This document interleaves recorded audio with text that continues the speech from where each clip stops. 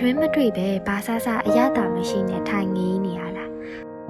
ဒါဆိုရင်စိတ်မပူပါနဲ့တွင်းပြတ်တာအတွက်အကောင်းဆုံးဆေးရခရီးသွားတာပဲဖြစ်ပါတယ်နေရာတိုင်းကအသက်ဆန်းတွေဒေတာအလိုက်အရသာတွေကတင်းရှောင်နှိုးဆွပြီးမှာပါစဉ်းစားကြည့်လိုက်ပါခရီးထွက်တယ်ဆိုရင်နေရာအသက်ပတ်ဝန်းကျင်အသက်လူတွေအသက်ဒါတင်မကသေးဘူးနော်စားစရာတွေလည်းအသက်တွေမှာအများကြီးပဲ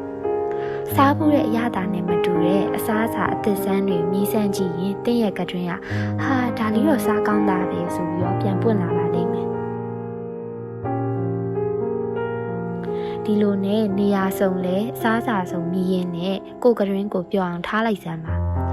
ဘိုက်ပြည့်ပျော်ရွှင်ပြီးကတွင်နဲ့ပြန်တွေ့လာပြီဆိုရင်တတိထားစရာတစ်ခုတော့ရှိရနော်အဲ့ဒါကတော့ပိုက်ဆံ